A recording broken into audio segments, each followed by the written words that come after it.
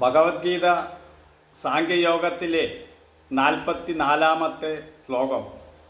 ഭോഗൈശ്വര്യ പ്രസക്താനാം തയാപകൃത ചേതസാം വ്യവസായാത്മികാ ബുദ്ധി സമാധൗ ന വിധീയതേ.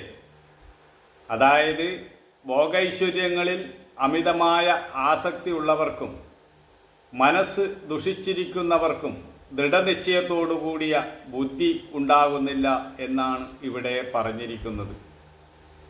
എന്തെങ്കിലും ആവശ്യങ്ങൾക്ക് വേണ്ടിയുള്ള പ്രാർത്ഥനയൊന്നും തന്നെ യഥാർത്ഥ ഈശ്വരാരാധനയല്ല.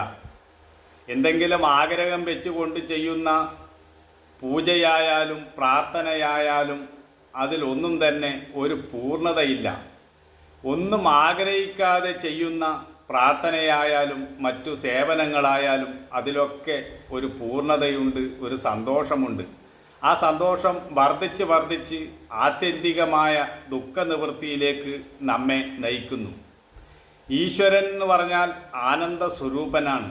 ആ ആനന്ദ സ്വരൂപനായ ഈശ്വരൻ നമ്മുടെ ഉള്ളിൽ തന്നെയാണ് ഉള്ളത്. ആ ഈശ്വരനെയാണ് നമ്മൾ കണ്ടെത്തേണ്ടത്. എല്ലാവരും തേടുന്നത് ശാന്തിയും സമാധാനവുമാണ്, സന്തോഷമാണ്. എന്നാൽ അത് തേടുന്നത് നമ്മൾ ബാഹ്യ വിഷയങ്ങളിലാണ്, ബാഹ്യ വസ്തുക്കളിലാണ്.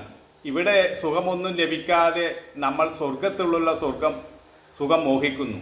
ഇങ്ങനെ നമ്മുടെ സുഖത്തിന് വേണ്ടിയുള്ള മോഹം എല്ലാം ബാഹ്യ വിഷയങ്ങളിലും ബാഹ്യ വസ്തുക്കളിലുമാണ്. ആത്യന്തികമായ ദുഃഖനിവൃത്തി ഉണ്ടാകേണ്ടത് ഉള്ളിൽ തന്നെയാണ്.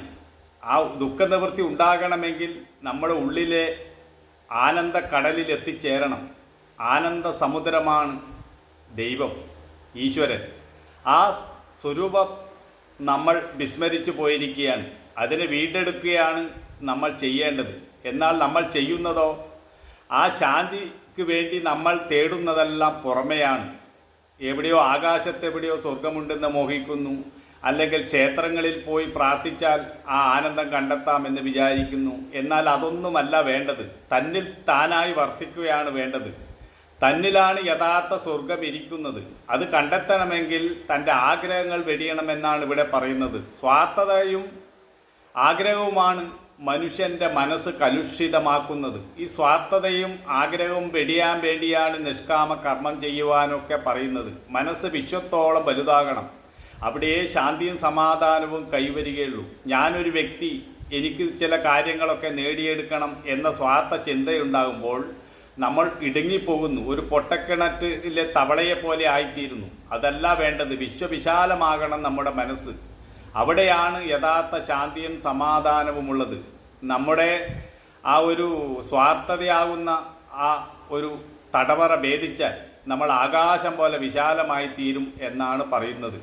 അപ്പോൾ നമ്മൾ സ്വർഗത്തെ അന്വേഷിച്ച് ആകാശത്തേക്ക് നോക്കേണ്ട ആവശ്യമൊന്നുമില്ല. യഥാർത്ഥ സ്വർഗം തൻ്റെ ഉള്ളിലാണ്. അത് കണ്ടെത്തണമെങ്കിൽ സ്വാർത്ഥത കൈവെടിയണം. അതുകൊണ്ടാണ് ഇവിടെ പറയുന്നത് ഈശ്വരന്, യഥാർത്ഥത്തിൽ ഈശ്വരന് വേണ്ടിയുള്ള പ്രാർത്ഥന എന്ന് പറയുന്നത് ഒന്നും പ്രതീക്ഷിക്കാതെ ഈശ്വരനെ ലഭിക്കാൻ വേണ്ടിയുള്ള പ്രാർത്ഥനയായിരിക്കണം എന്നാണ്. അവിടെയാണ് ശാന്തിയും സമാധാനവും വരുന്നത്. അങ്ങനെയുള്ള ഒരു പ്രാർത്ഥനയുള്ള ഒരാളുടെ മനസ്സ് വിശാലമായിരിക്കും. അയാളുടെ പ്രസന്നത ഒരിക്കലും നഷ്ടപ്പെട്ടു പോവുകയില്ല. കാരണം അയാൾ ബാഹ്യമായ ഒന്നും ആഗ്രഹിക്കുന്നില്ല. അയാൾ ആഗ്രഹിക്കുന്നത് ഈശ്വരനെയാണ്. ആത്യന്തികമായ ലക്ഷ്യം ഈശ്വരപ്രാപ്തി തന്നെയാണ്, മോക്ഷമാണ്. ആ മോക്ഷത്തിന് തടസ്സമായിരിക്കുന്നത് മോഹങ്ങളാണ്. മോഹക്ഷയം തന്നെയാണ് മോക്ഷം എന്ന് പറയുന്നത്. എന്നാൽ സാധാരണ മൂഢന്മാരായിട്ടുള്ള ആളുകൾ എല്ലാ പ്രാർത്ഥനയും ബാഹ്യ വിഷയങ്ങൾക്ക് വേണ്ടിയായി മാറുന്നു. ഇത് തത്വമറിയാതെ ഒരു പ്രാർത്ഥനയാണ് എന്നാണ് ഇവിടെ ചൂണ്ടിക്കാണിക്കുന്നത്. അതുകൊണ്ട് ആകാശത്തുള്ള സ്വർഗത്തിന് വേണ്ടിയായാലും സ്വാർത്ഥപരമായ ഏതാഗ്രഹം വെച്ചുള്ള യജ്ഞമായാലും യാഗമായാലും അതിനൊന്നും ഒരു പൂർണ്ണതയില്ല. അതൊന്നും പൂർണ്ണ സംതൃപ്തി തരില്ല.